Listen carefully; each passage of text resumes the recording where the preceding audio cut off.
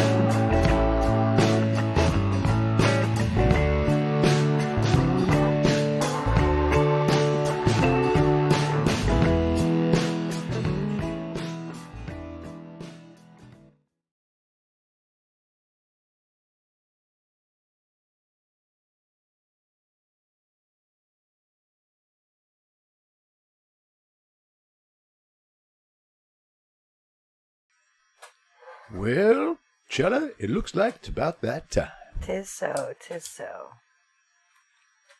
Oh, you're sparking up. What's up, Reefer Revolutionaries? It's 420 in California, and this is Cannabis Saves the World. Whee!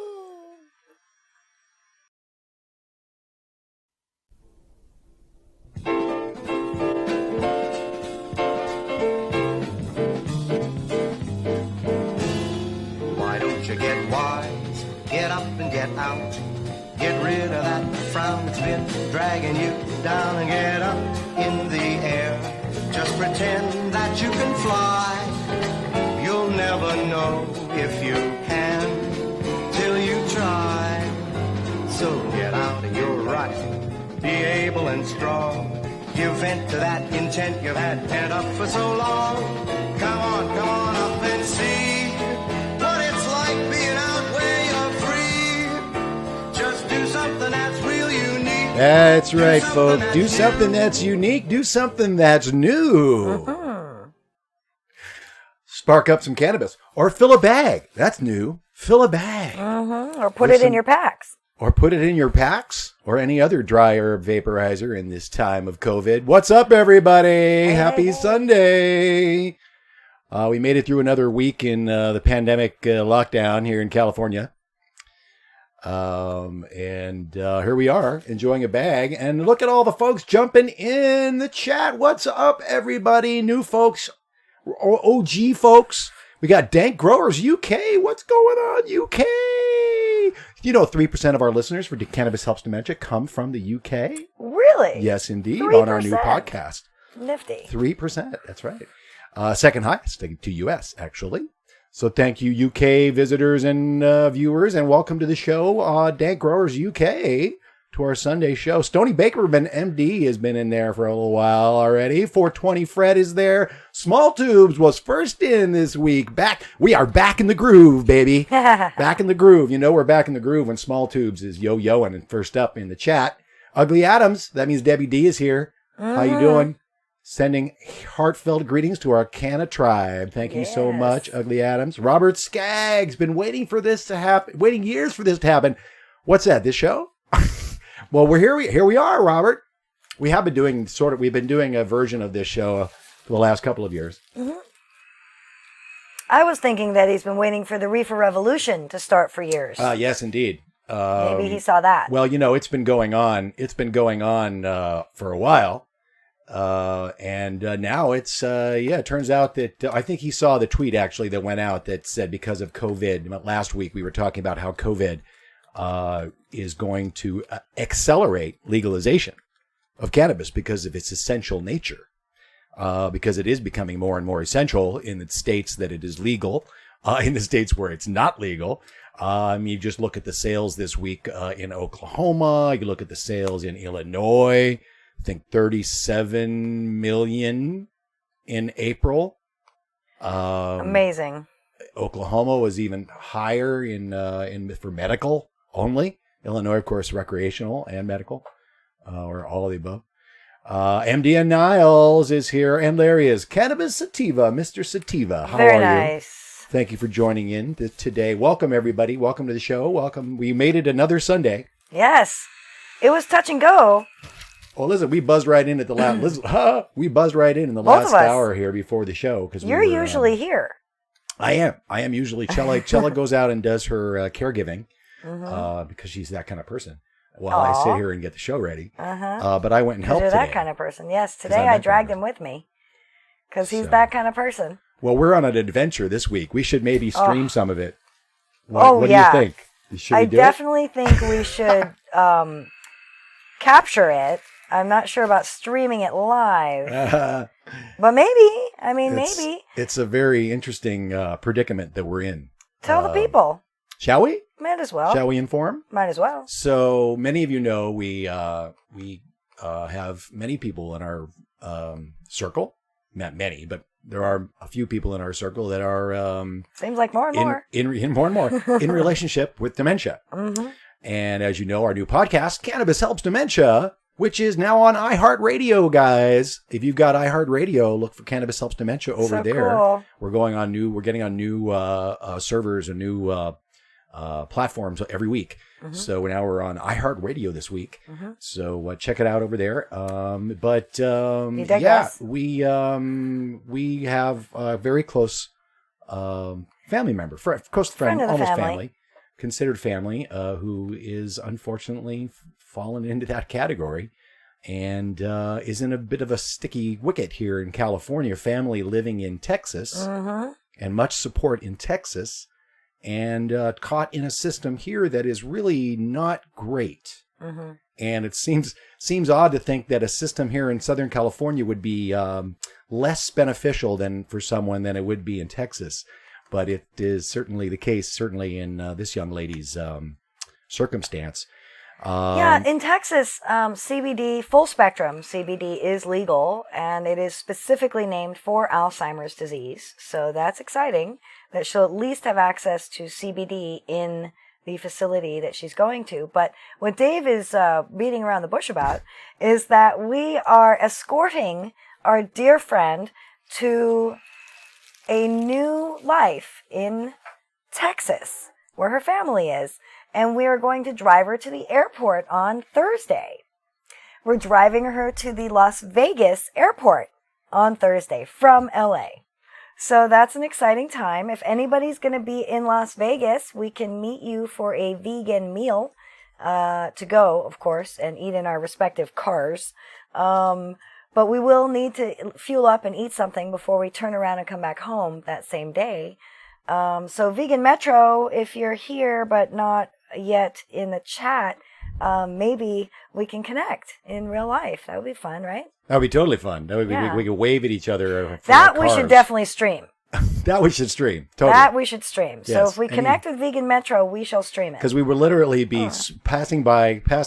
Are you okay with your mic? Yeah, my mic is fine. My wire is showing, and I don't like it. We'll be passing by the McCarran Airport and finding some vegan to-go classes. Apparently, there is very good.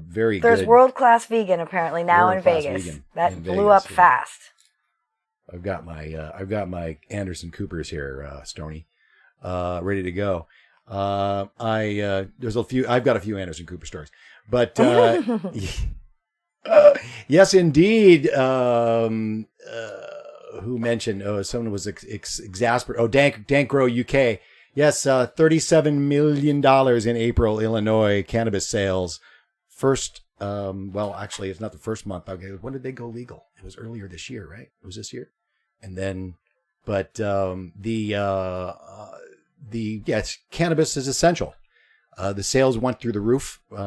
Kronos Group, I think it's Kronos, maybe Aurora. I think it was Aurora. Aurora posted huge sales, and their stock went up $67.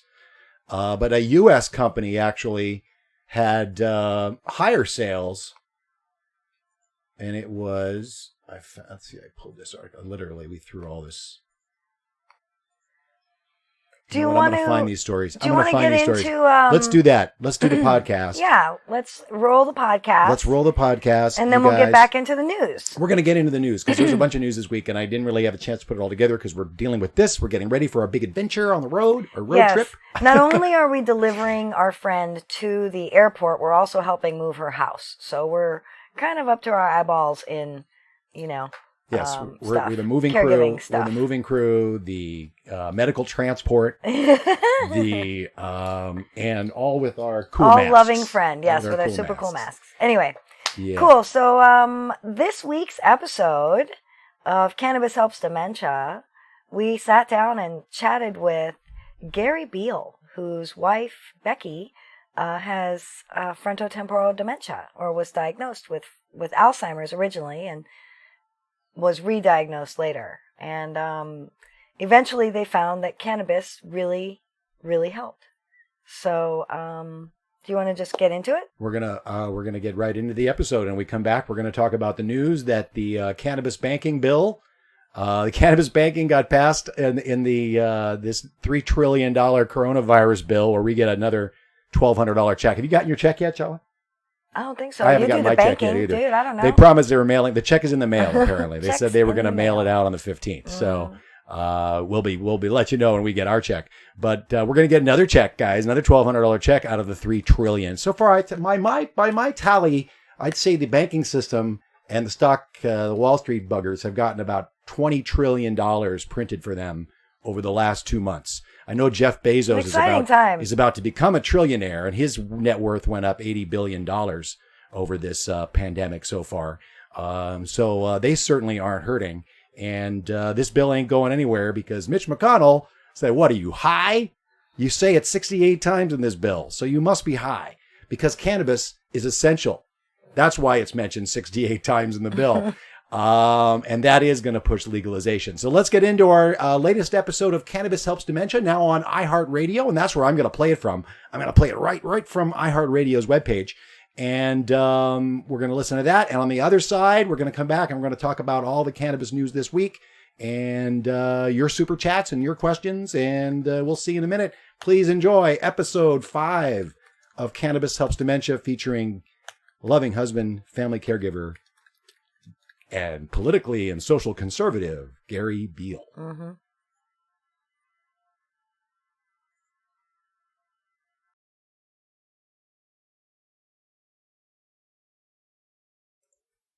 As family caregivers, we learned so much about how cannabis helps dementia from my mom's journey through Alzheimer's disease that we couldn't let all that knowledge slip away after her passing. But we really had no idea how to get it out there. Until we learned about Anchor FM. It's the easiest way to make a podcast and share your story. It's free, and there are creation tools that allow you to record and edit your podcast right from your phone or your computer. Anchor will distribute your podcast for you so it can be heard on Spotify, Apple Podcast, Google, and many more. You can make money on your podcast with no minimum listeners. It's everything you need to make a podcast in one place. Download the free Anchor app or go to anchor.fm to get started. It's awesome.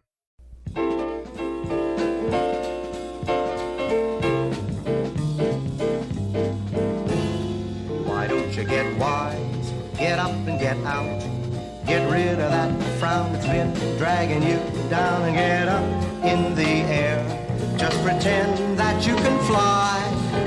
You'll never know if you can till you try. Hi, and welcome to Cannabis Helps Dementia. I'm Chela. I'm Dave, and right up front we'd like to say that we're not doctors or medical professionals, and nothing you hear in this podcast should be considered medical advice. Right.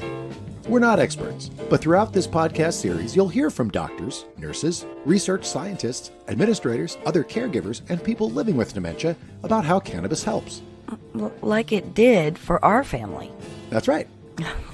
After my mom was diagnosed with dementia, we were thrust into family caregiving and became fierce advocates for people living with dementia, which is how we met Gary and Becky Beal, who lived with dementia for many years before getting relief with cannabis medicine. We met Gary and learned about his wife, Becky, at an exciting medical cannabis conference in Northern California. It was produced by a franchisee of a well-known national caregiving chain and a big hospital in the area. I was thrilled to know that these organizations were bold enough to host the symposium. So off we went. This symposium was a big deal because cannabis is still on the Controlled Substances Act, Schedule 1 of drugs. Which means that cannabis is still federally illegal and cannot be used at any facility that gets federal funds like Medicare reimbursements without threatening the licensing of those facilities. 70 years of prohibitionist propaganda has really warped people's beliefs about plant medicine. And federal laws make it so that most doctors and federally funded institutions won't even talk about CBD, the non-intoxicating component of cannabis that seems to be everywhere. There's a remarkable residential care facility in Santa Rosa that is on the leading edge of helping people living with dementia, and even they don't like talking about plant medicine publicly. They've been legally but quietly using cannabis medicine with their residents for 15 years. Let's get into our time with Gary, talking about his family's experience and how cannabis helped Becky's journey with dementia. My wife, Becky, has been at a memory care institution here in Santa Rosa for 3 years. And just prior to, when she was put into the institution, she had had Alzheimer's for about 5 years. And the event that put her there is that she had some sort of a psychotic break. That's sort of my layman's description. But her meds had become increasingly unstable, or she had become increasingly unstable on her meds, and she kind of, I guess the technical term is, flipped out, and just got very violent, and we didn't know what to do with her, and finally got her into the ER, and she was in the hospital for 38 days while they were trying to get her meds under control and figure out how to get her back into some sort of a manageable condition. But it was clear to us at that point that she needed to be institutionalized. And we were fortunate enough to find Primrose.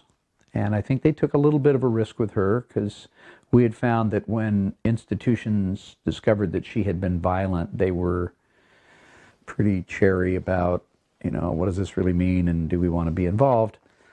But the executive director and the head of care at Primrose came down and evaluated her, and they said, look, we're willing to take a chance on her. Anyway, so she was at Primrose for approximately a year, but her agitation started to creep back up. In the meantime, her psychiatrist retired, and so when the meds were starting to, when her agitation was starting to challenge the meds, I counseled with the people at Primrose, and they said, well, we are working with a new geriatric psychiatrist here who has some more creative ways of trying to address the needs of Alzheimer's patients. Would you like to talk with him? I said, yeah, absolutely. So I met with a Dr. Philip Grobe, and I liked Grobe immediately. And I don't know if he would use this phrase to describe himself, but my phrase is he's kind of the radical priest of marijuana up here. And so we had a conversation, and he wasn't a kid. I mean, this guy's probably in his late 40s or early 50s, and he said, all right, so your wife is starting to manifest more symptoms of agitation. We could up her current dosage. But he said, quite frankly, her current meds have some fairly nasty side effects. And he said, I would prefer not to do that. He says, if that's what you want to do, you have power of attorney, you're her caregiver. But if you're open to it, I'd like to explore some alternatives. And I said, sure, talk to me. He said, well, I've had a lot of success with Alzheimer's patients who become agitated. And so I'd like to start her on a low dose of marijuana. I was completely unfamiliar with marijuana. I'm not a marijuana user myself. And I said, sure, what do I do? And he says, well, I'll give you a prescription, and you go into one of the medical marijuana pharmacies, and you'll have to purchase it yourself, but here's the dosage, and it's going to be chocolate, so it's just going to be something that she'll eat, and her appetite's good, and great, let's do it. So I find myself in a pot store, kind of an unfamiliar territory for me, and they're very helpful, and they fill that, and I take it in to Primrose, and Primrose is a non-medical care facility. They're a care facility, not a medical facility. So any meds that they administer have to be doctor recommended. And so she started taking marijuana on a daily basis, and immediately her agitation came down. Immediately. I was probably in a day or two, but she didn't kind of bliss out. It wasn't like I lost her. Well, that's a more complicated story. But in terms of her just sort of deadening, she didn't deaden. The degree of personality that she had, she still kept, but the agitation got stripped away. And so she has been taking a daily dose of marijuana for about the last 2 years. And I've been quite pleased with the fact that her appetite stays really good. In the first year of her being at the facility, she lost about 40 pounds. But she had put on 40 pounds because she had been on Prozac. She'd always been very slender her whole life. And there's probably a variety of reasons why she had the why the weight issues, but she had ballooned up to about 160, and she came down to about 120 in that first year. And then has been very, very stable ever since. And her Alzheimer's has basically been flat. Now, to be frank, early on, early on, it became apparent that she was different than most of the people in the facility. And I had noticed that, but what do I know about Alzheimer's? But partway through her first year, the care director, who was also a nurse, that's incidental to his job, but he's a nurse, he said, we really don't think she has Alzheimer's. Really? This is brand new to me, because she had been diagnosed at the UC Med Center, but she was diagnosed at 55, and they said that's more common with FTD. So that was the first thing. Second thing is that a lot of Alzheimer's sufferers keep their social skills. My experience was a lot of people in the facility there, they'll chat you up and they'll come see how you're doing, what's happening, what's going on, and it's only after a while you notice that they're repeating themselves or asking questions or asking when the car is going to arrive and what car are we talking about here. But their social skills are pretty good. Anyhow, with FTD, their affective skills tend to slip away. And Becky, who's master's educated, corporate trainer and consultant, really good social skills, got pretty flat pretty fast. Okay, this was before the marijuana. So that was the second symptom, that they tend to lose their affective interaction. Then the third symptom is that they develop a funny gait. And to use the technical term, they kind of walk like zombies. Okay? And I had noticed that she walked with this really wide stance, kind of a herky-jerky kind of. Well, all of those are more consonant with the diagnosis of FTD. Right. And so they said, you never know without an autopsy, but we're pretty sure that she does not have Alzheimer's. We're pretty sure she has FTD. And of course, FTD is similar to Alzheimer's in that you lose your memory, there's no treatment, and everybody dies. Yeah. So for the last year and a half, she's been very stable, basically no change in her presenting symptoms. Now, does the marijuana answer for that? I don't know. I mean, this is very unscientific because these other people that they're talking about weren't on marijuana. Right. But Becky was sort of declining, and then about the time we gave her marijuana was about the time she flattened out. And that's been pretty solid. Yeah, that has not really shifted much in the last pretty close to 2 years. Okay, so what does that mean? One of the things that they're consistent in saying is that if you've seen one Alzheimer's patient, you've seen one Alzheimer's patient. And they say, we don't want to extrapolate curves based on a really limited sample here. So the real answer is we don't know. And I get that. How do you think she's enjoying her every day to day? So it's a wonderful question. So, as a spouse of an Alzheimer's sufferer, if I can use that term, Alzheimer's just generically speaking, the reality of the situation distills on you over time. Your brain sort of says, gosh, my spouse has Alzheimer's, but the real meaning of that only becomes apparent over time.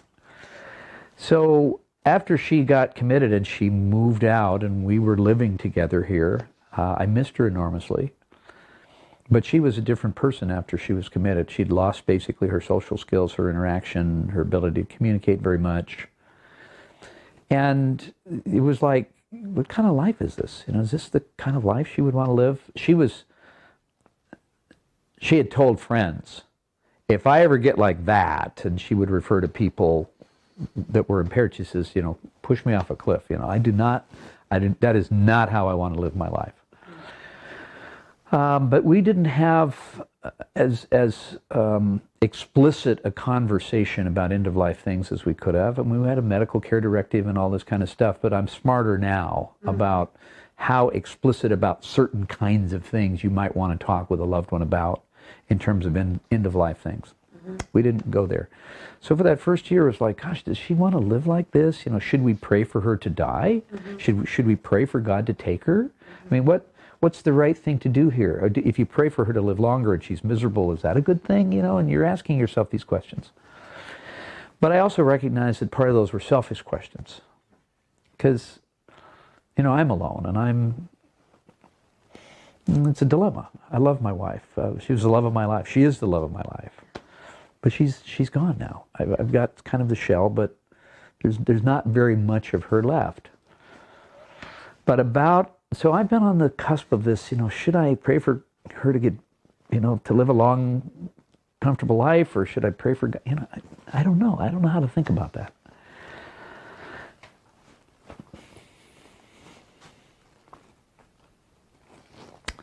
But one day, I don't know, maybe a year ago, maybe a year and a half ago, and by this time, she had got to the place where she basically didn't speak.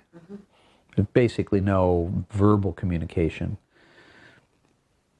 About half the time she seemed to recognize me, but maybe half the time, you know, blank stare, you know. I looked at her as though she were a child with severe Down syndrome that was living a healthy life. You wouldn't pray for that child to die. You would say, look, this is what this person has. Is their life miserable? And her life was not miserable. She could be smiley, she could be happy. Again, I'm going to get around to talking about the music here in a little bit. But even when she's not having a good time, she doesn't look like she's having a bad time. As a sidebar, she was known as sickly our whole marriage. She had a migraine every day. Migraines are the worst.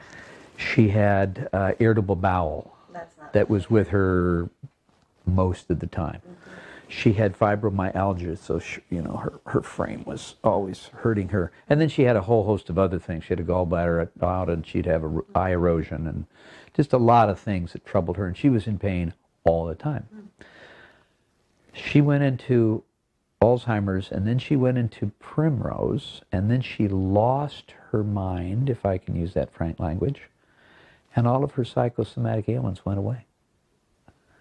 As far Time that she onboarded on cannabis? no, it was before that. It was before that. But when the dramatic brain change happened. It was when the dramatic brain change happened. Yeah. And as far as we can tell, she is in no pain. And she had not been in no pain for 40 years. The illnesses that Becky suffered from before all are related to endocannabinoid tone deficiency.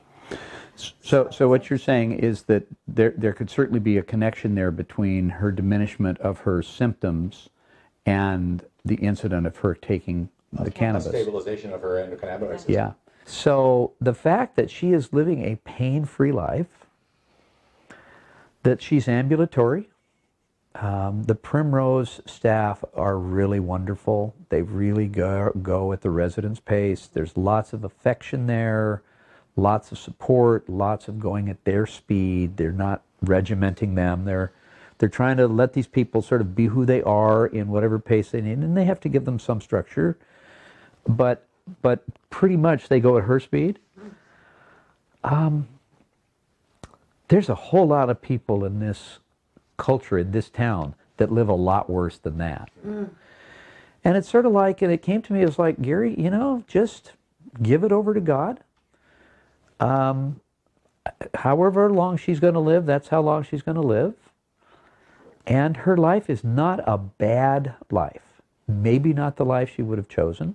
Maybe if she had the choice, she would not choose to live that life. But me standing out and looking at her, I now look at her as an adult child with Down syndrome who lives a kind of a kindly, mellow, right-paced, loving environment, comfortable life. Could be worse. It could be a whole lot worse, a whole lot worse. So she was into music her whole life, and music just immersed her. All right, so So now fast forward to Alzheimer's. So I can almost always get a rise out of her with some music. And sometimes she'll clap, sometimes she'll try to sing along, sometimes she'll just smile, and sometimes she'll get it for a little bit and then she'll kind of wind down and just sort of be flat.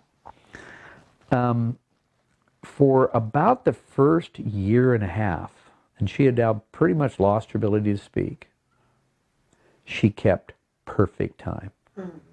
She'd move to the music and in perfect time to the music, even though she couldn't talk. Rhythm stays.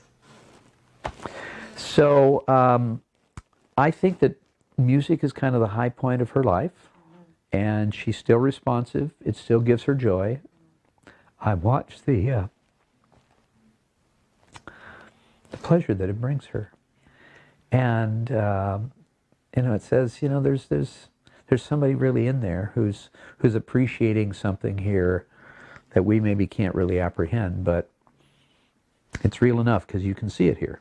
I'd love to hear the difference from before she started using cannabis medicine, even at Primrose, to after she started using cannabis medicine. And also, if it's been able to replace, I mean, is that basically all she's on now, or is a combination? Yeah. So maybe so the strict answer is, when there's no problem, I leave well enough alone. And in the 2 years that she's been on the marijuana, there's been no problem.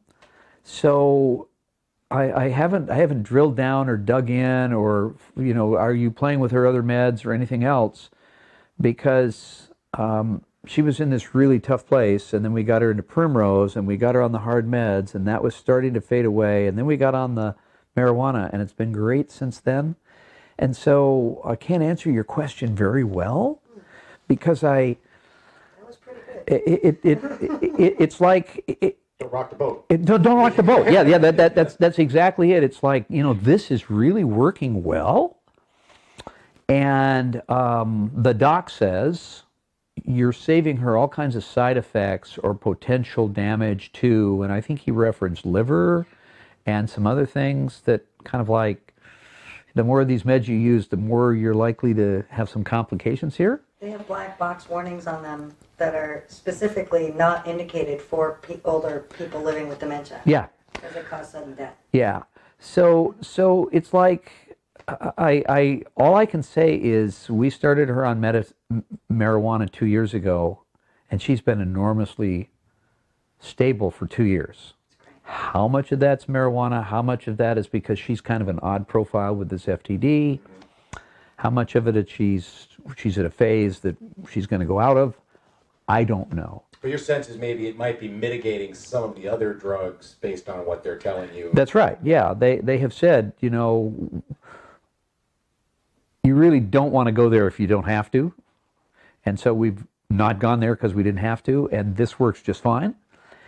And that's all the more subtlety I can sort of produce. Have you spoken to your friends at church about medical cannabis? Yeah,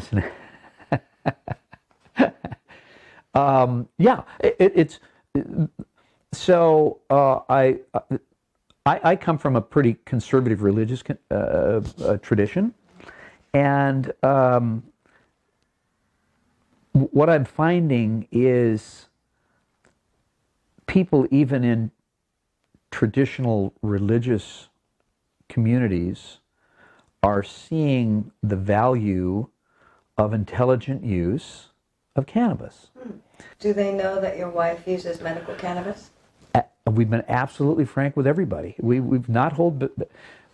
So 2 thoughts. Okay, so I'd been watching my wife's memory problems for, I don't know, at least 18 months, maybe 2 years. And we took her to see a neurologist, and he said, "Look, you're on these heavy meds for your migraines, at Fiorinol and Fioricet." And he said, "I got to get you off that before we can tell whether that's what's causing your memory issues or not." So it was 6 really pretty hard months weaning her off Fiorinol and Fioricet. Then went back for another test, and And the memory issues were pretty much still there. And that's when we got set up to go see UC Med, Bruce Miller at UC Med Center and so on. Anyway, so we went and we got diagnosed, and the diagnosis was Alzheimer's, and Becky was devastated. She says, I didn't see this coming. I said, sweetie, we've been talking about, I mean, I wasn't scolding her. I mean, she was devastated. It took her 3 months to recover just from the shock of having to confront that she has Alzheimer's, and I get it. But the surprise part, that it was sort of like, really? Because she's a smart woman. Okay. She forgot that she forgot. Yeah, right. She forgot that she kept forgetting. But here was something that basically was my position, which I don't know if I had to sell her on it or not, but I said, honey, we are not hiding this from anybody. You are not crazy. You're not the ant that's locked in the attic. You have a brain disease. We are not going to be embarrassed by the fact that you have a brain disease. We are going to tell everybody that has an interest in knowing or that has a need to know that you have Alzheimer's. Are we agreed? Yeah, that probably makes sense. And from the get-go, we never apologized, we never act embarrassed that my wife has Alzheimer's. And I think it took a lot of weight off her, because she could do something where she recognized that that was not that great. And she says, well, you know, that's the Alzheimer's speaking there, you know, and it just became part of our life. Okay. The same thing was true when we did the medical marijuana. And this was back before marijuana was generally legal. It was medically legal back then, but it still had not been legal, generally speaking. It was like, look, this is a medical issue. We're using the marijuana medically. We are not going to tiptoe around or whisper. We're just going to talk frankly about it. And we have from the get-go. So everybody who knows anything about my wife and her condition knows that she has been taking medical marijuana for over 2 years. And so it feels like part of the growth and maturation about this. And we could have a longer conversation about marijuana in general. Okay, I'm not a user, but in terms of caregiver, have you thought about using CBD for stress? Actually, I have a latent panic phenomena around my respiration. I had a variety of things that happened in my life where I couldn't breathe. Okay? And I'm getting ready to do hiking at 7,000 feet with a backpack on. And I've been pretty anxious above 5,000 feet without a backpack on for several years. But I've lost some weight. I've been working with my backpack, so I've been stressing myself. But I was with a couple of guys up in the hills pretty recently. And this one guy had said, you know, I had a panic attack at 9,500 feet backpacking here. And a buddy there had some CBD oil. And he said, 2 doses. And my respiratory panic basically went away, and I went back to normal respiration. And I said, no fooling. He said, yeah. So I asked around, and I see a healthcare practitioner here in town who has a bricks and mortar store of supplements and tinctures and so on and so forth. And I asked her about it. She says, yeah, we have CBD oil here. And so I've taken it a couple times just to try it on for size. So I've got it in my backpack. So I don't take it for that, but I've got it for that. So if I get to the kind of place where I sort of can't catch my breath and it starts to kick in the anxiety response, I'm carrying around CBD oil in my backpack to say, I understand this can actually take the edge off your respiratory anxiety kind of attack pretty quickly. And it's like, okay, I'm ready to try that. I'm ready to try that. So the answer is yes. That was a long answer to say yes, but The answer was yes. So it's somebody. Yeah. So That's great. I'm very pleased that we're taking a step, I think, in the right direction to sort of say let's intelligently decide. So let me give you my spin. Okay. God created cannabis. Why did he create cannabis? Well, I'm not sure. But as stewards of the earth, we're supposed to see what are the blessings of the earth and what are we supposed to learn from these things.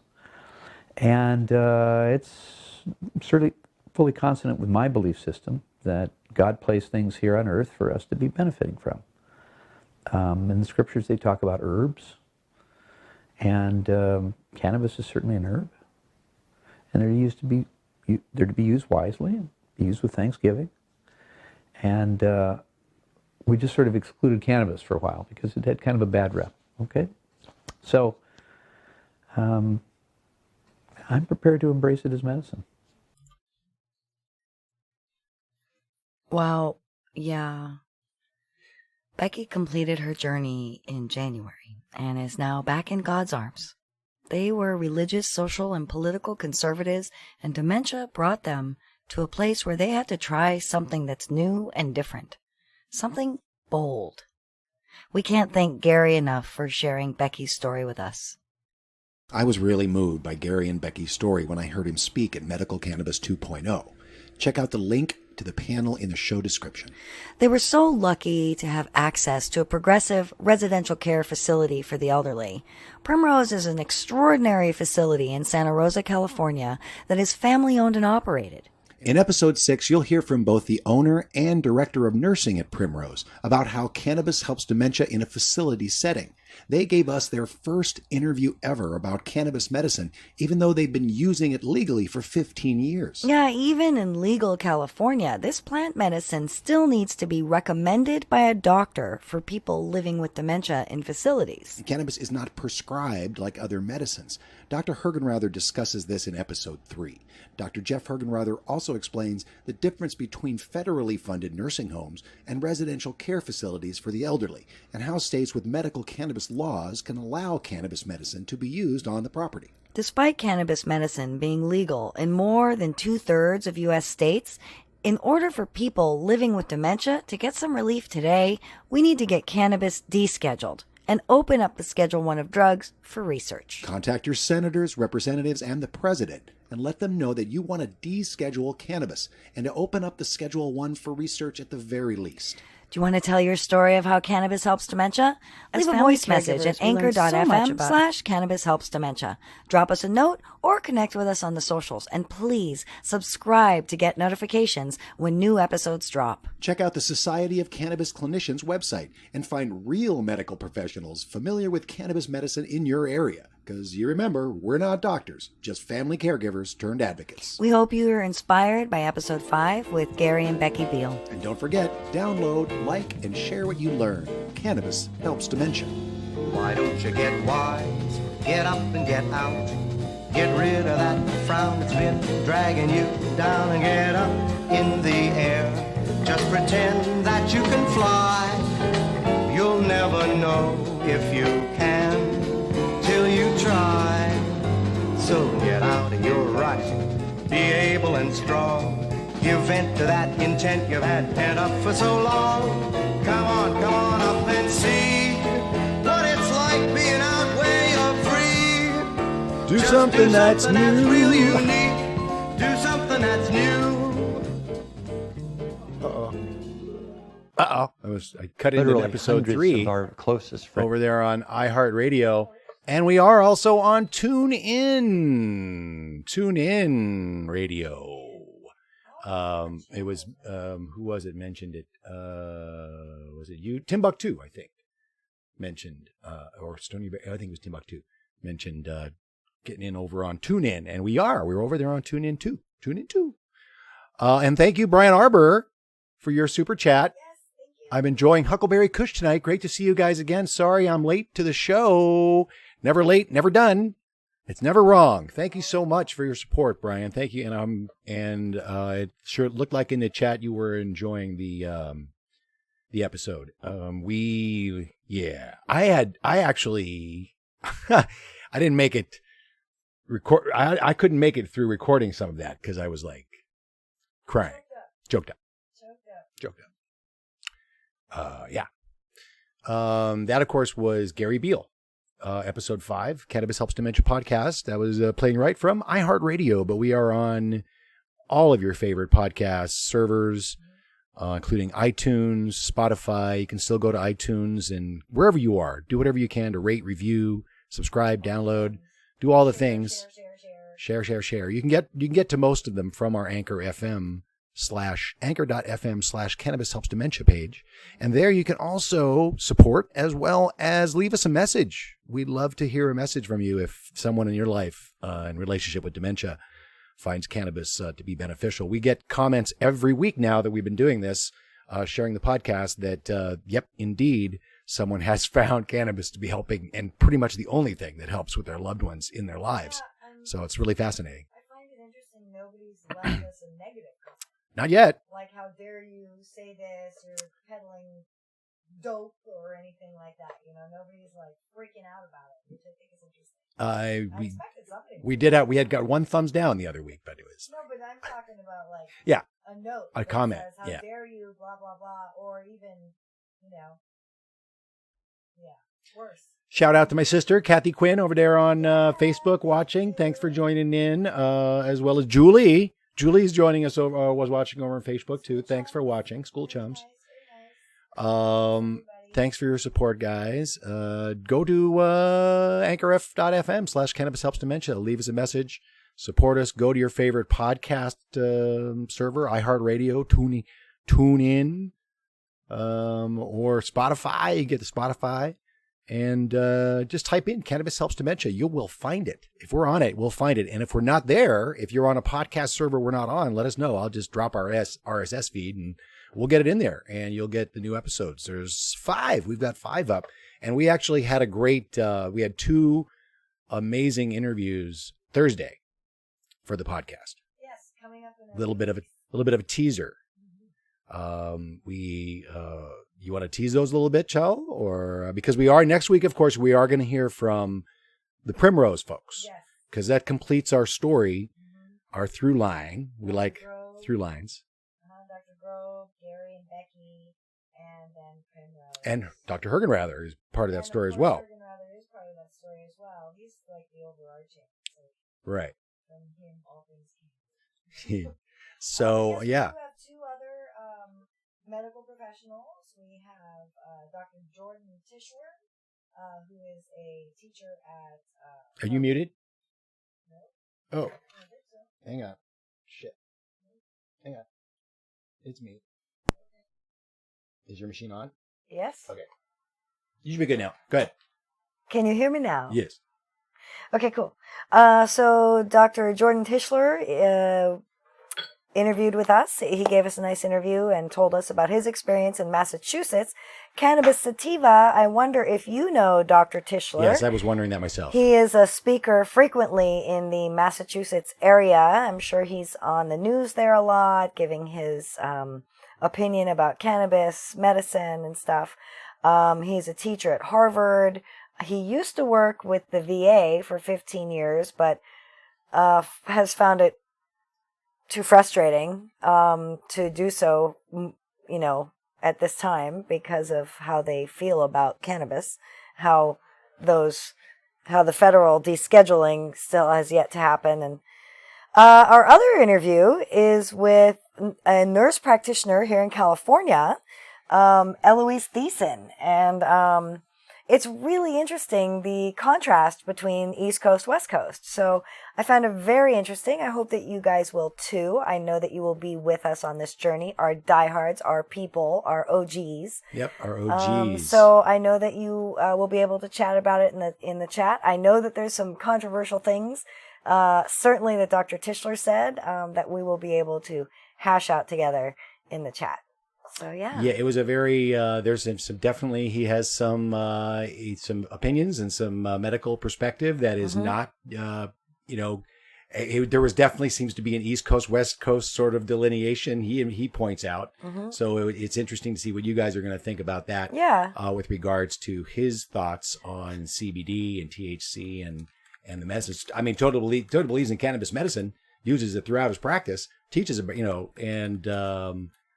but definitely has some different opinions about how it operates and how it works. So it's going to be a good episode. They're both going to be great episodes.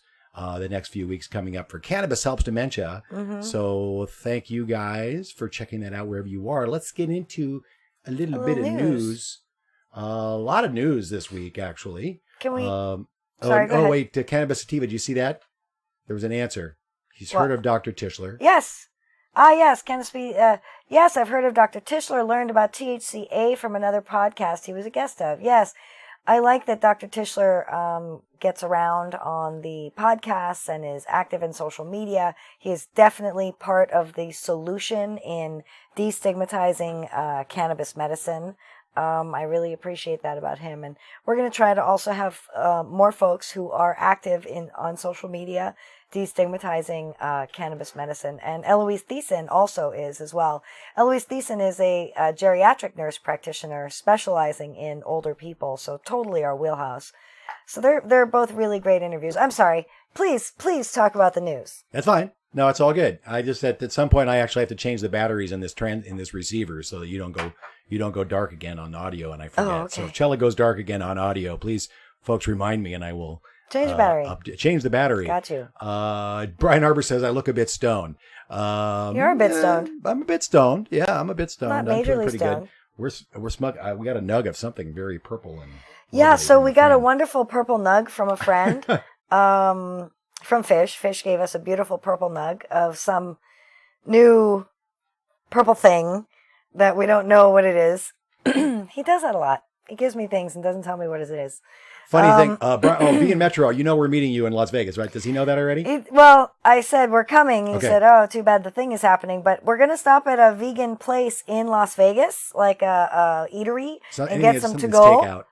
Get some takeout and eat it in our car in the parking lot before we head home. And maybe if you're available and wanting to meet us at some wonderful vegan place in Las Vegas, if you think that's a good idea, let us know. It'd be fun to see you. What's stoned On in my Thursday hair? in the afternoon, probably around 3-ish. Yeah, That's the time schedule. that's ish. And Jack the dog will be with us. Yeah, Jackpot the dog will be with us. Jackpot's coming on the trip. Yeah. So it's going to be an adventure. We're going on an adventure to Nevada on Thursday. And let's just a couple of shouts out. Let's see any other comments in the. Vegan Metro says CBD drops under the tongue. For anyone who uses CBD for anxiety, how long does it take to kick in before you start feeling relief? CBD drops under the tongue. Interesting. You should ask that. I can answer for me. Yes. Because I use a CBD dominant tincture for that. I use a 5 to 2. Okay, hang on. I definitely have to change the battery. Stand by. Should have done this before the show. But we... Never is. It's fine. It's all good. It's never wrong. It's never over. That's right. We're with our friends here. We're with our 21 closest friends. 21 likes for 21 viewers. Thanks, guys. We appreciate you. All right, let's see if I put the right ones in. Okay. Hello. Say something. Hello. She's back. She's back. I'm not echoing. I'm saying it over and over. It's different. Cool. What was I saying? Can't remember it all. I can't remember it either, but Brian Arbor doesn't says, matter. I'll be Brian. enjoying some Black Mamba in a bit. It's very dark purple, but very sleepy. Ooh, but you didn't get a name. You didn't get a name of what we got. No, Maybe it is. We'll have to it's find not out super later. sleepy. It's not, but it's, I don't know. But thank you for the super chat, Brian Arbor. We appreciate you. I'm also enjoying some mushrooms today. But I digress. Yeah. But thank you, Brian Arbor, for your support. Thank you so much. And let's get into some news a little bit, so we can enjoy the rest of our Pandementia Sunday. You can follow Cannabis Helps Dementia on Twitter at Cannabis Helps. That's the new Twitter for the show. How long does it take? What's that? Thank you. How long does it take to for the CBD to come on. Oh, didn't you answer? No. That's what we were in the middle Answer of. the question. We were in the middle of when you said to time out, fucker. Well, you tried to pull the plug on me last week on my news. So go ahead. So CBD, so I take a 5 to 2 CBD dominant tincture for anxiety, and it takes about 20-30 minutes to come on. And I know that it works because when I first started using it, I thought nothing of it. I thought, this is bunk. I'm sure this is not a thing. This is not real. CBD is trash. And so I tried it, 1 milliliter. I tried it. And about 30 minutes later, I was doing something at work and I had this big smile on my face, and it was just elevated, just light and happy like I used to be. I used to be light and happy at work all the time, and then I worked on this really bad job that just crushed my spirit, and so it caused tremendous anxiety for me. And I started taking 5 to 2, and lo and behold, I'm not like that anymore. So all is well. So 20 to 30 minutes to answer your question. Now, but there are doctors who say otherwise. But stay tuned for that. Stay tuned for episode 7 or 8. About how how sublingual may not be actually a thing, but it's interesting. It's an interesting debate, and eventually, I'd like to have a number of our cannabis doctors that we have had on the show or enjoy the show to come on and debate and some of the issues that come up in that episode. So it's cool. It's cool. So stay tuned. Stay tuned for new things. Follow. Oh wait. I went over to that. Go over here. Follow Cannabis Helps Dementia on Twitter at Cannabis Helps. That's the Twitter for the show. Over on Instagram, it's Cannabis Helps Dementia. You can follow that over there on Instagram. And on Facebook, it's CHD Podcast is the actual address. But Cannabis Helps Dementia, you put that in the search, you'll find it. Follow, like, share, subscribe, all that stuff on all the socials. Appreciate that. Also, this is me for the news over on Twitter, is at DC420LA. That's my OG Twitter. And You're crooked. I'm crooked. Put your nose over your nose. Nose over nose. There we go. There you know, you see the mask over there on DC420LA. You'll know that's me. I am not a bot. Okay. So you can follow me over there on Twitter. That's where I put out the news throughout the week as I find it. I tweet about it over there, and then we talk about it on Sunday. So that's what we're going to do right now. But the big story, actually, well, that's not it.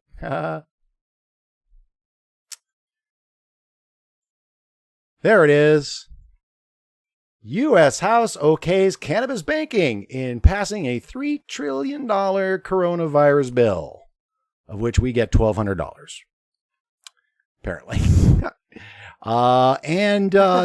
This definitely triggered Mitch McConnell this week. This little move by the House, because apparently they put the word cannabis in the bill 68 times. Pretty exciting. Not gonna lie. Somebody thinks cannabis is essential, and Representative Perlmutter of Oregon was quite pleased. But also in this bill is a number of studies on social equity and diversity in the cannabis industry, which I would even argue probably doesn't belong in a coronavirus relief bill. But, politicians going to politic, and they're going to put stuff, they're going to try to get stuff in there. Cannabis banking, of course, has been passed already in the House and has been shut down in the Senate. And McConnell, I think, this bill is not going anywhere.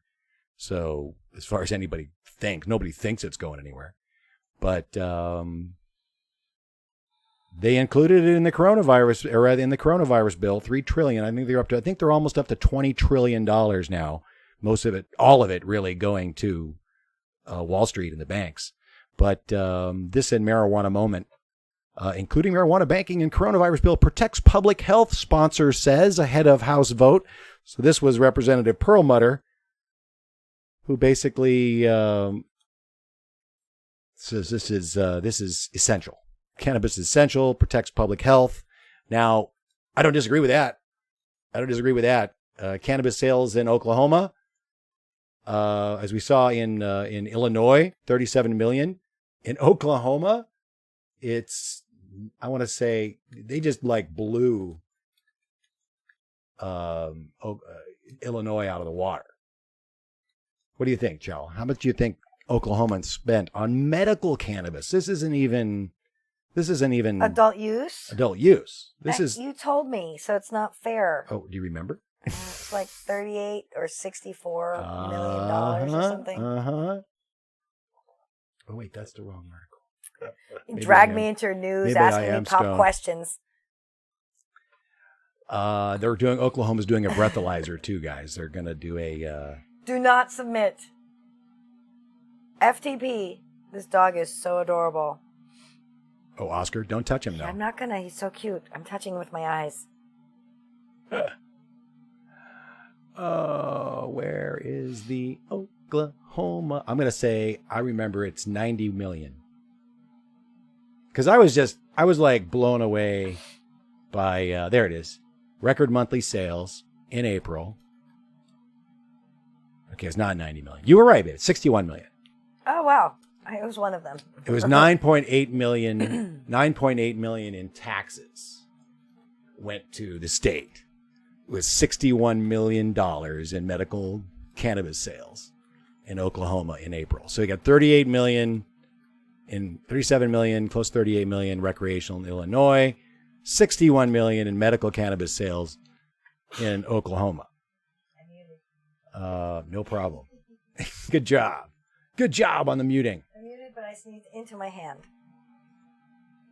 And also, I mean, it's just in all of the basically, if the cannabis companies had funding, if they had enough money and they had enough cash to operate, they are doing amazingly. MedMen is dying.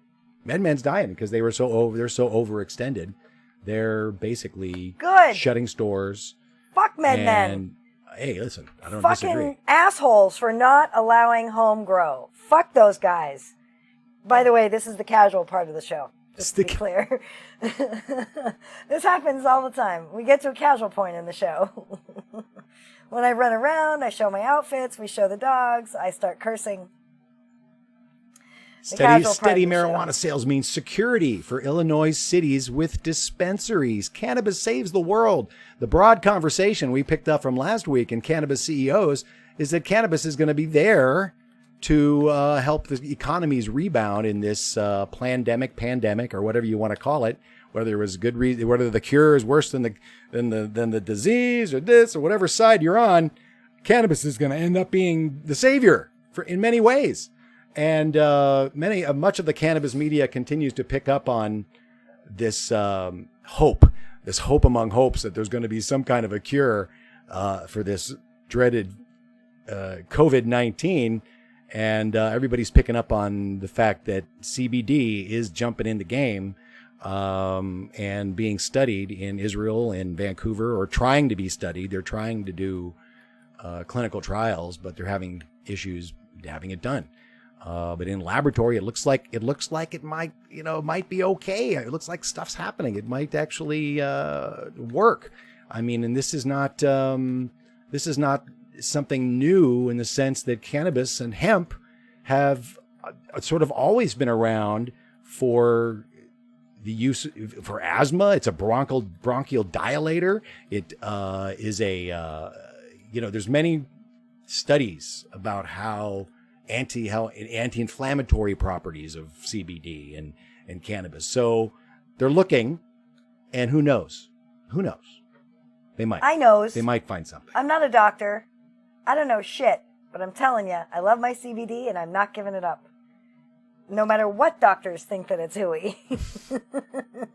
Well, the thing is, they're all, that's the thing. Everybody is focusing, even outside of COVID, all of the studies are being done with CBD in mind. Nobody's really looking at THC. Because they're still afraid of THC. Well, also because of its legal status in the United States. But even like Israel's looking heavily at CBD. And I think a lot, as we know with Alexis Bortel, that's only part of the equation. Yeah. THC is part of the equation too. It is. And, it is part of the medicine. It's all part of the medicine. We do need more studies. Hey, speaking of studies, would you mind talking about my study? It's Or is it a absolutely. bad No, time? it's not a bad time at all. We can Okay. get right into this article in Leafly. Grandma Gets High, Why Seniors Are Consuming Cannabis. This is actually from the end of April 27th. Mm-hmm. But definitely there's more and more studies that point to seniors using cannabis. The usage rates are off the charts, just straight up. This article is really well-rounded, and I really like this article a lot because it talks about lots of different aspects about why seniors use cannabis, pain, insomnia, generally just not grumping out anymore, technical term. But I like also that it has a link to the actual research article in the scientific journal, if you wouldn't mind going to that. Which is new as well. I mean, it's Yeah, that recent, was too. at the end of April. Yeah. That was from the end of April. A lot of often articles articles in the cannabis press reference very old studies, but this is a new one from the American Journal of Geriatric Psychiatry. Yeah, I think that that journal had a number of stories in it, but this one in particular talked about anxiety for older people. And what's interesting to me in the survey, it was a survey, it wasn't a study, it was a survey where 585 people answered questions, but they weren't using CBD for anxiety. They were using THC. Which is interesting. It's very interesting. Because there are we've some heard, doctors. fascinating that's come into our world. There are some Amazing how things doctors work. who feel like CBD is an inferior medicine and THC is the real deal medicine, and CBD just dilutes things and maybe makes it more socially acceptable because you're using the CBD and not the THC. So it's interesting to me that these seniors who were surveyed are using THC to alleviate their anxiety, yet CBD is touted as being the thing. And frankly, I have found it to be the thing. I fucking love it. Like, I know that there's definitely a difference between the 5-2 tincture that I love so much and the 1-1 tincture that I've tried that doesn't really do anything for me, and the Blue Dream tincture that I use for, like, when we go out, or, if I want to just feel a little upper kind of thing. So I know that tinctures work for me, and I know that the 5-2 tincture does different things to me than the Blue Dream tincture or my Skywalker tincture. So I think you need to know your own body and find what works for you, and I'm hoping that things will become more and more affordable so people can more easily try lots of different things. Well, what have you guys found? Have you guys found, Vegan Metro asked, how long does it take for a sublingual to go into an effect? So, do sublinguals work for you guys? Have you guys used tinctures? Do you find there's an effect if you keep it under your tongue, or you just swallow it and it's, that's the effect you're getting is actually swallowing it and it going through your liver, and you don't get it? Because that's one of the controversies, is one of the questions is, do you actually get bioavailability with the medicine? Do the cannabinoids enter your system under the tongue? Now, Kathy May, a nurse might know about, other drugs, other things are used sublingually, are they not? Yes. They are used for...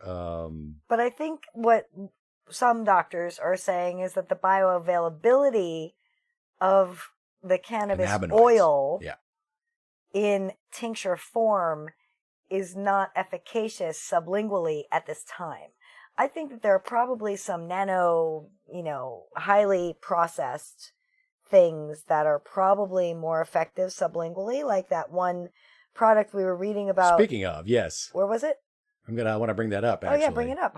What a nice segue. So this other product that Dave was reading about. Monomolecular is the company. Yeah, is supposedly a fast onset, fast metabolizing. Well, yeah. Let me just. I found this fascinating because they're also covering their bases with CBD. But this is from Forbes this week. Monomolecular science creates cannabis products that work like magic. And according to the article, according to the CEO of this company, they have created the first product they have created is actually a let's see. Somebody should study me. I should sign up somewhere. I need to call UCLA. How do we sign up to be studied? Oh, it's a patch. That's a transdermal patch. The first product is a patch that they say works phenomenally. I suggested that to one of our family.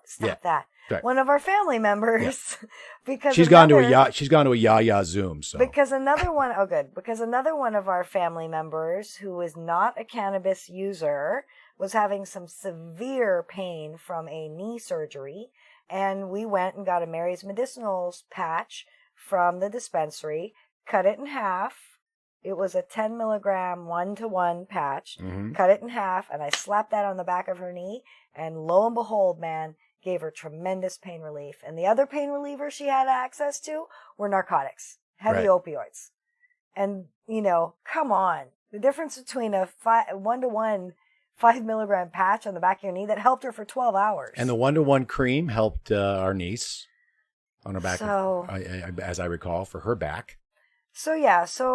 But the pain patch, transdermal patches seem to work quite well. Okay, so they developed apparently a kick-ass patch that works really well. Their second product is they basically hired the guy that developed Viagra and Cialis, so they decided to make obviously a sexual enhancement drug for women. Yay, from a CBD isolate. Oh no! Encapsulated liposomal product. Of course, they're giving us trash. Well, and hey, listen, we met somebody that swears CBD suppository is what got her pregnant. Remember? Oh yes, vaginal suppositories. That's right, vaginal suppository. Yeah. But that was beneficial, and they had very little success in getting pregnant. I think she did suppositories everywhere. Like she did everything. She did cannabis every place she possibly could, and also, of course, tightened up her diet. And that's what made her pregnant, and now she has a great little baby. So that definitely looks like the face of a guy who made a CBD lubricant. But it also looks like the face of a guy who's going to make their third product, which is a sublingual tablet that dissolves in a minute, gets you high in less than 5 minutes, and has you back to baseline in an hour and a half.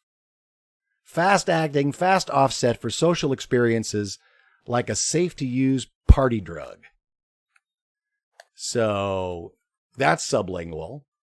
And we'll see when that comes on the market if that works. Now, I know the THC powders, you don't really necessarily like them so much. I don't like them. They do them. make you high, though. I don't know that they do. No? Do they?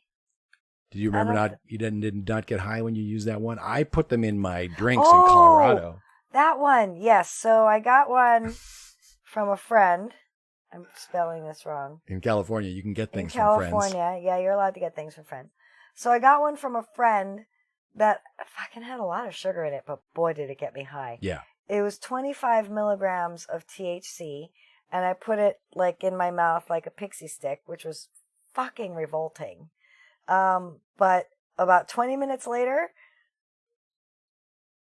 very giddy, up, very elevated, and I had been really in the doldrums before because I was confronting a very uncomfortable, crappy parental illness situation potential. And it took me right out of that, and I was like, meh, it'll be what it is. Because that's what life is anyway. It will be what it is. So that did work on me. It did work on me. And but I don't want that sugar, man. I just don't want it. Well, what's the stuff? The Ripple. Maybe I just need 25 Ripple in Colorado. milligrams. There's a product in Colorado called Ripple. It's flavorless, and you can just put it into drinks. your coffee. Or Yeah, whatever. I guess now I know that my dose is 25 milligrams. Exactly. Because that's apparently what I need. So cannabis is essential, guys.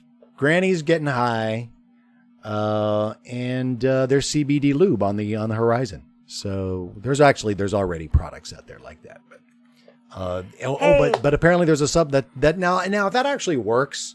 Now it's all relative, of course, because how high do you get with that sublingual thing, and it doesn't last 90 minutes because basically when you're smoking, your highest you're going to get is 10 minutes after you finish smoking, and then it goes down from there. Mm-hmm. So that would be interesting. That's basically creating a long-lasting joint that you don't have to smoke. I'd like to be involved in studies.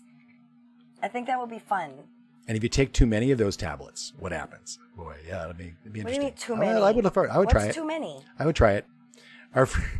But I'll try anything. Our friend offered me. You will try anything. Offered me disinfectant and a syringe the other day in his kitchen. He says, "You ready to try some?" I'm like, "Yeah, what's up, dude? What are we doing?" And he was joking. He was joking on Trump, of course. And I'm like, "Sure." We don't watch the news though, so we were a little behind. Yeah. I'm like, "What are we doing?" But what are some of the chatter saying, Chel? I don't know. I'm having a hot flash. I'm dying. I see. I can't really focus. Timbuktu, Israeli biotech company to start clinical trials of CBD enhanced COVID-19 treatment in high times. Yes. Yes, that's this week, right? That was the end of April. That's right. We talked about this on last week's story, last week's show. I'll bring it up. There's the trials that were the two companies, the scientists. There are others, but there's one going in Israel. This is going on in Israel, and then Alberta. There's a couple and a company that are trying to get trials. Jamaica is trying to look at it. They have a whole freaking institute in Jamaica that's looking at this. So yeah, if anybody's going to find something, listen. Israel is killing cancer cells in petri dishes with different cannabinoids. So if anybody's going to find a link to how, it's probably Israel. So you're going to have to stop your BDS if you want to enjoy the fruits of their labor. I tweeted about a couple of studies with regards to CBD and cannabinoids and inflammation of the lungs and lung tissue, and it's. It was hemp cigarettes were recommended for asthma back in the day, back before when the pharmacopoeia was plants and not allopathic. And hemp cigarettes were recommended for asthma. And there was a study recently this week that I tweeted about. I can't find it, but it basically looked at guess what? THC for asthma, and that it immediately stops attacks in the studies that they were doing. So yeah, there might be something there. There might be something there, and we should look. Definitely. The other thing that's happening en masse, majorly around the country, is the decriminalization of psychedelics. And boy, if we didn't need it now more than ever, this should happen. But even in New York. New York lawmaker looks to decriminalize magic mushrooms. Right now, psilocybin is classified as Schedule 1 drug, the most severe classifications. Of course, Denver decriminalized, many municipalities, Berkeley, Oakland. Its signature gathering has gone digital in many states to get psilocybin decriminalized, and now you're seeing action in New York, which is good news. DC just did it.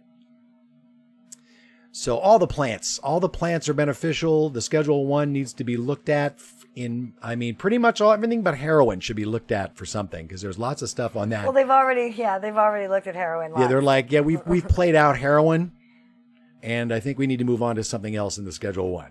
Let's look at other stuff. Yeah, because heroin didn't end up going in the right direction. They created super heroin for people, and that didn't work out. So, but some of these psychedelics are coming back. Article this week in Forbes about MAPS co-founder Rick Doblin, Abby Rosner, friend of the show. Actually, we should have her on, but she, of course, wrote about Cannabis Helps Dementia last week.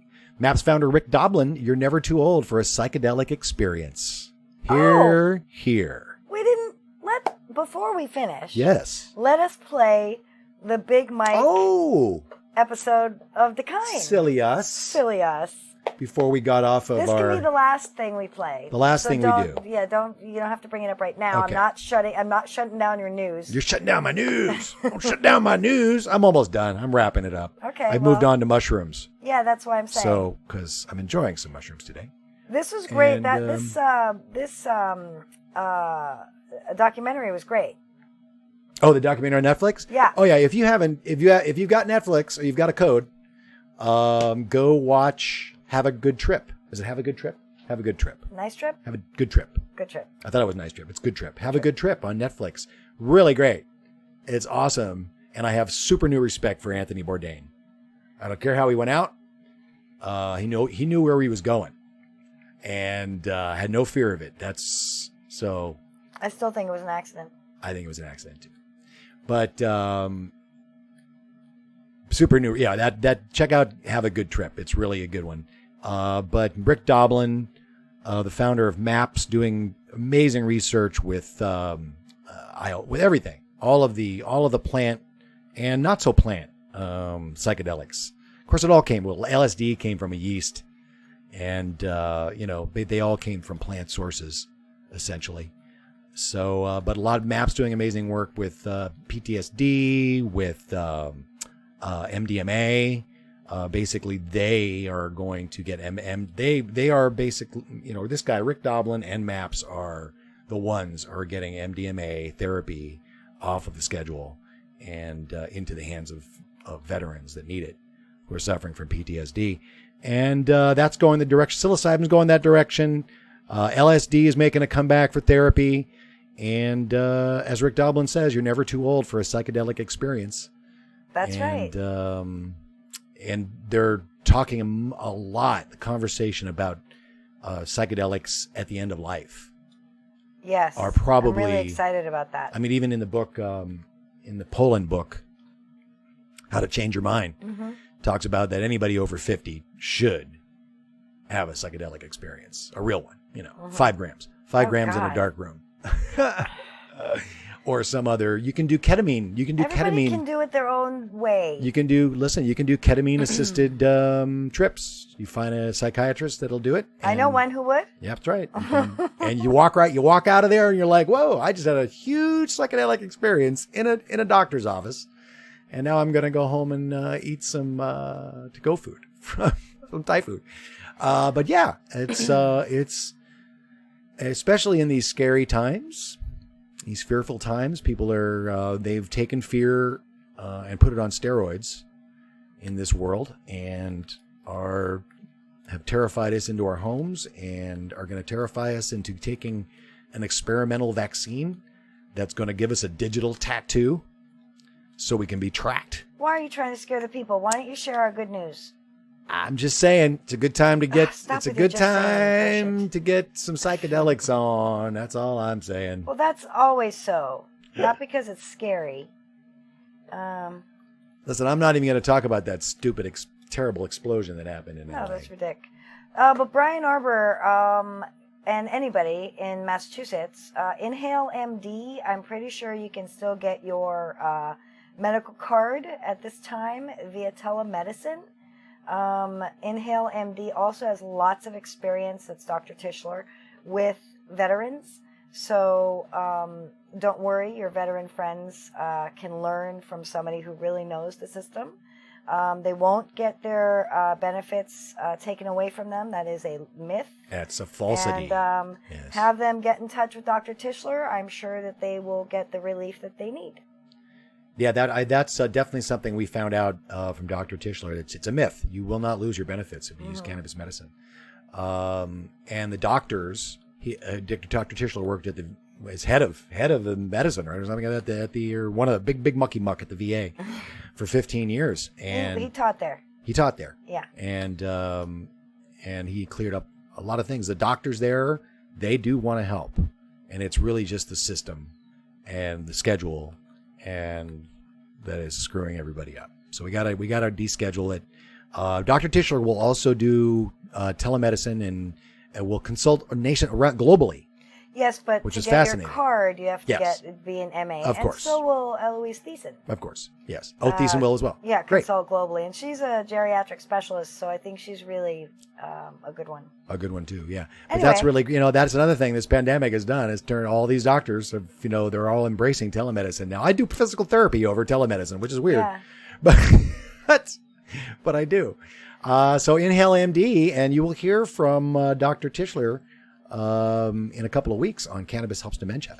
So that's pretty exciting. Cannabis Sativa is letting us know that Inhale MD is on the pricier side, just so everybody knows. Thank you. But they do have a lot of information that's specific to veterans, and they might feel comfortable going there. But if Cannabis Sativa, if you know another doctor seeing anybody in MA right now, do drop that in the chat. We'd be happy to share that knowledge. Totally.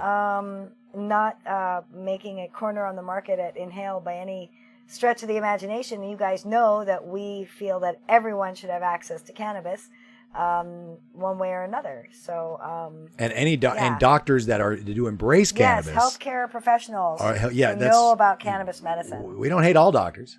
No, doctors that understand about cannabis medicine and about food, usually they are often the same. Exactly. It's very interesting. Anyway.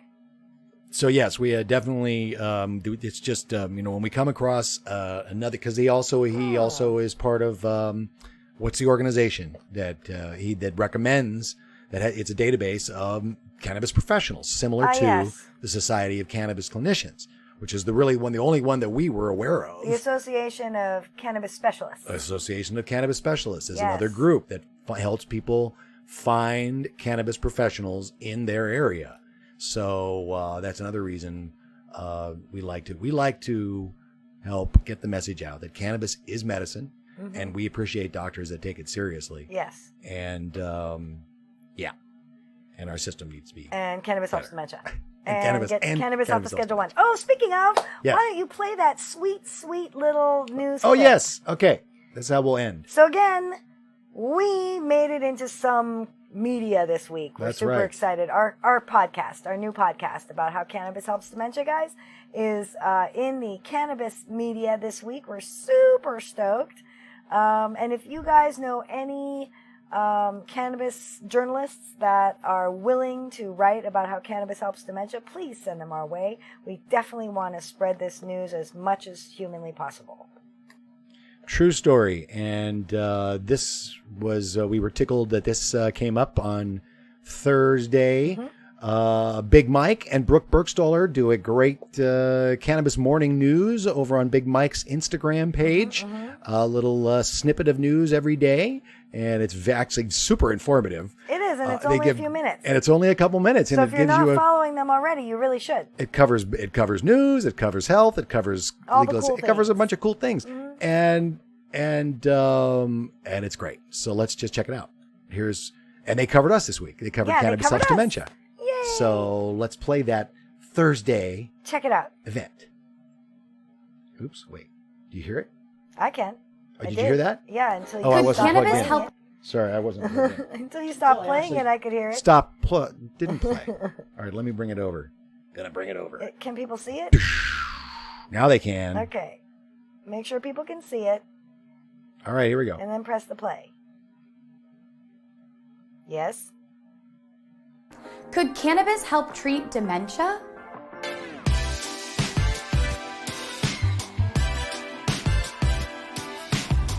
Welcome to Marijuana Morning News. I'm Brooke Burkstaller, and here's our show. Presidential candidate Joe Biden has announced his Plan for Black America agenda, which includes federal marijuana decriminalization and expungement of prior marijuana convictions. Though he's not stepped up to support the full legalization of cannabis for adult use, it's a step nonetheless. Just trying to stay positive. Suzette? Well, Brooke, Minnesota legislators have introduced a bill to legalize adult use cannabis that includes the expungement of most cannabis convictions. And Louisiana lawmakers will soon be voting on 2 cannabis bills. One to legalize weed delivery services and another that would increase patient access to medical cannabis so long as there is approval by a doctor. Back to you, Brooke. Cannabis Helps Dementia, a new podcast by Chela and Dave Conan, shares interviews with medical experts and caregivers to explore the science and stories of cannabis as the most effective and safest medicine to treat people living with dementia. The Conans' journey started when Chela's own mother was diagnosed with dementia, and after running through the gambit of prescription medications with little to no success, she decided to give her mom weed, which dramatically improved her quality of life. Check out the podcast on Spotify and iTunes. And thanks for watching our show. Follow us at Big Mike. I'm Brooke, and I love you. We love you too, Brooke. Thank you so much Could cannabis help for treat... picking that story up and running with it and getting it onto Marijuana Morning News over on Big Mike's Instagram. So that's pretty cool. And yeah, fuck Joe Biden. Yeah, the alternative isn't any better, so let's just not talk about it at all. Yeah, that's why we kind of stick back to, we're sticking with dementia. But never mind. Never mind. Look, Never mind. Just never mind. we need to be working in the cannabis space. Yes. Certainly all 19 of us watching right now. Dirty Definitely all QWERTY. need to be. Dirty QWERTY, cannabis deemed essential for West Coasters. That is correct. That's right. We have essential cannabis all across the West Coast of the United States. And I think in Nevada too. But thanks for watching. Thank you for journeying in, Dirty QWERTY. Yeah, Dirty QWERTY Mazel Tov. The company that they work at is being sold to some big giant company, and yay for them. There we go. G Baby on Periscope. Thanks for watching. Totally. In Florida, you can find what's Dr. Barry's company? I'm sorry, it escapes me. What's his? Dr. Barry. Dr. Barry, are you there? In Venice, Florida. You look up Dr. Barry Gordon in Venice, Florida. Yes. And that's a great clinic. If I could remember the name, I bet I could find it in about 2 seconds. Before we go. What? Cannabis Sativa. There's another one. The THCevaluation.com, $150. That's great. That's pretty good. How much is the other one? I don't know. But, some people might have, fears that need to be allayed and stuff. But anyway, you guys will get to meet Dr. Tischler soon on the podcast. And if you guys have any doctor friends that are particularly keen on how cannabis helps dementia or work with people in relationship to dementia, please send them our way. We would love to chat with them on the podcast. Absolutely. We are looking for doctors, nurses, administrators, and caregivers, and people living with dementia. We hope to have a couple of interviews with people who are in stages where, in different types of dementia, where they can express exactly how it helps. How it helps, yeah. And it's a compassionate cannabis clinic.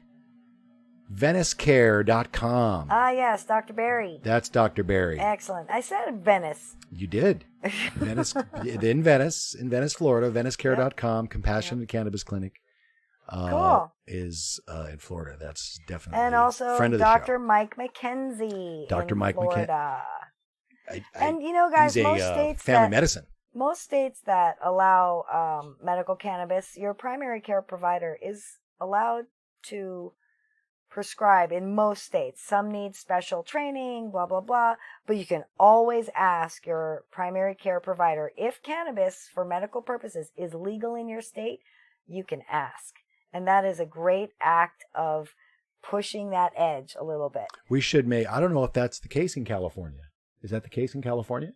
Because it apparently is in Massachusetts. We should double check. I'd like to know that in California. Because we've always heard that you have to be a specialty doctor, and I know there are, training. Like you say, there are states. It is the case, except that a lot of primary care providers just won't. They won't, yeah. Because they don't know anything about it. Right.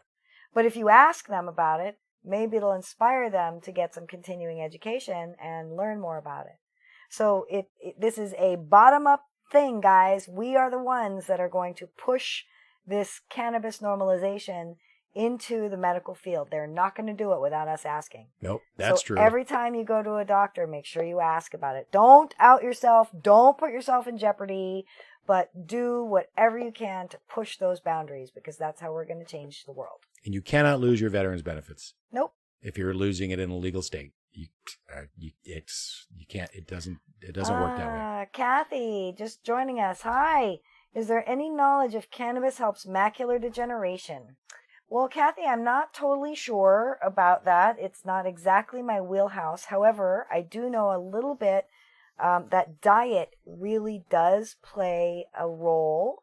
If you can clean up your diet and eat lots of leafy greens, that's supposed to help macular degeneration. But everybody's on their own path, and that may not be viable for you. Like my godmother has macular degeneration very, very bad, and she recently lost her husband of 50 years, and she's not interested in eating well, and she's ready to depart herself. So she's just ready to take off. So leafy greens are really beneficial. If I were in your shoes, I would research THCA and maybe juicing THCA and see if that might be beneficial. Depends on where you live, all that good stuff. But I know leafy greens are good. And of course, cutting out sugar is good for everything. So I don't know where you are in your journey, but I know those things are beneficial. And again, not a doctor, just a person who likes to research some stuff on her own. Well, there's also. I mean, I do have two markers for macular degeneration in my genetics. This is true. So that's what I do. I focus on eating lots of leafy greens. I focus on the full spectrum cannabis plants. But because I've had my eyes looked at and my macula is spectacular, said my very corny ophthalmologist. Did he say it with that pun? She did. Wow. So my macula is amazing. Yes, my macula is amazing. And so whatever I'm doing, she said, is doing me right. And what I do is eat lots of leafy greens and lots of full spectrum cannabis oil. Yeah, I haven't seen any studies with regards to that. I know there is some even controversy now as to whether it's good for glaucoma or not. And like CBD isn't and THC is, or THC is and CBD isn't. Right. But again, more studies. More studies. We know it doesn't hurt. But you know what? We might be able to find something and talk about it next week on the show if we come across it. Vegan Metro, I was almost blind in one eye. Now 20/20 vision. Switched to whole food, plant-based. That was the actual reason I went vegan. Wow. Holy shit! Vegan Metro. Crazy, guys. I am so impressed by that story. I love it. How long ago were you blind in the one eye, and how long did it take you to get to 20/20 vision, if you don't mind me asking? Yeah, But yeah, diet is amazing. So yeah, so my acupuncturist, my ophthalmologist first said, when I first changed my diet, hey, what have you been doing? I haven't seen you in like 5 years. So I had changed my diet. I went gluten-free. I went vegan, all the things. Much like Vegan Metro, changed my diet. And the ophthalmologist said, because whatever you're doing, your vision has corrected to 20/20. Now, my vision wasn't terrible. It wasn't almost blind in one eye like Vegan Metro, but I had, 20/40 vision. And then when I saw her, it was 20/20. This is true. I can attest that that happened. Right? And I have these markers for the macular degeneration, but because I eat this special diet and have for about 12 years, I think it's keeping me healthy. Well, you're probably getting, you guys are all getting, that with a plant-based diet, you're getting those vitamins that you need for the eye. I mean, you can buy eye vitamins, right? Over the counter, like you can buy any vitamin, like vitamin D. Apparently you need D. Lots of D, guys. To protect you from COVID is really the answer. But these lipids, these lipid hormone type things are important. Vegan Metro is saying most likely it was the saturated fat in the animal products. He's saying clogs your heart the same way it clogs the blood supply to your eyes, he thinks. Sure, that makes sense. Holy shit, 2 weeks. Wow. That's amazing. Wow. That would keep you vegan. There's a video on his page that tells the whole story. Oh my God, that's great. It tells it better than I can hear. You guys, go to Vegan Metro's page. Vegan Metro, go to Vegan Metro's channel.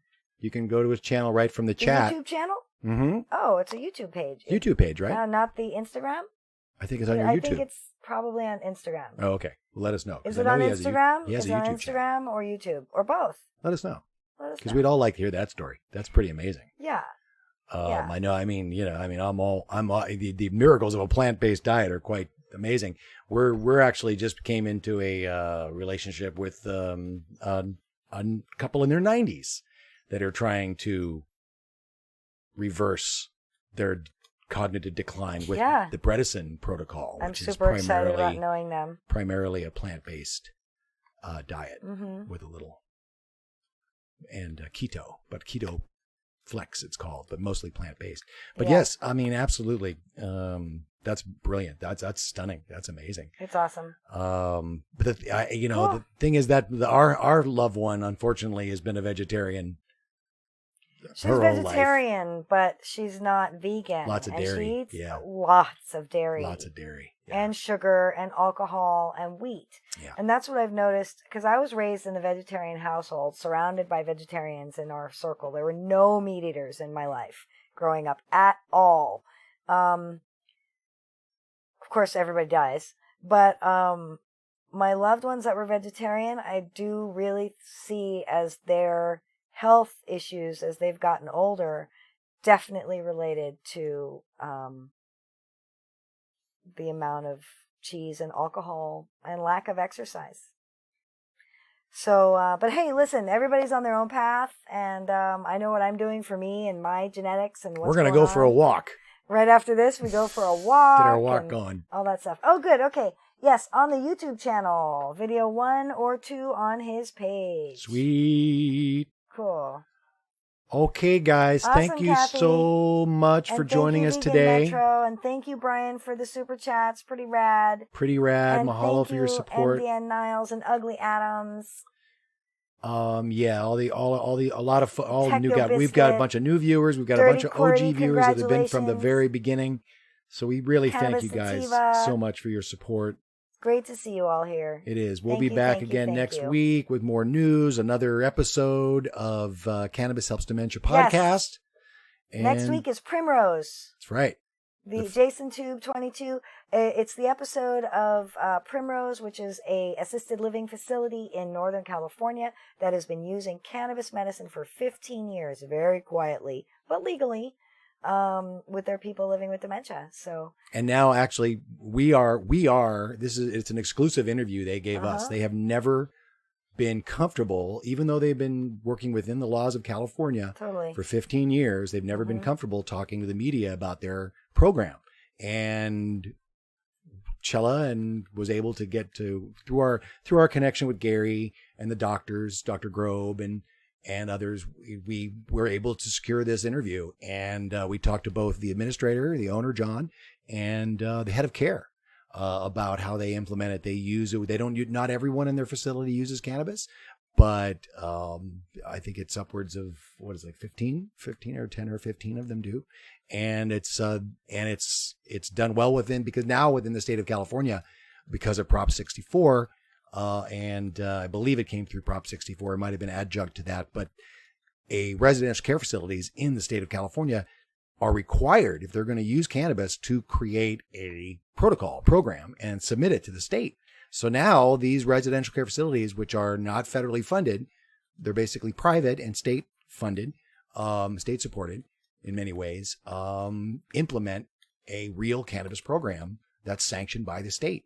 And they are doing that, and they talk about that, and it's a really great culmination, and sort of brings it all together, what we're trying to do with the podcast. We're talking to doctors, we're talking to people in the dementia care field that are embracing cannabis as medicine, and we're talking to nurses and medical professionals, and also the family caregivers, which we were for 10 years with Chela's mom. So from our experience, that's where it comes. We're not doctors, just family caregivers turned advocates. So go sign up for the podcast, subscribe, like, here for the show on YouTube. Cannabis Saves the World. is the official hashtag here at YouTube /Cannabis Saves the World. And we will see you next week here. And stay healthy, everybody. Wash your hands. And, take your vitamin D. Yeah, we might pop in on Thursday with a quick little live. That's right. We will check in. Yes, subscribe because we will check in and do some live on our trip out to Nevada. Yeah. And if we run into anybody out there, distancing, of course, we will bring that to you. We have to finish because my computer just died. Oh, good night, that's everybody. it. Good night. Chela's computer's you. dead. Thanks, everybody. We love you. Free the plant, free the people. Bye. Pot for peace.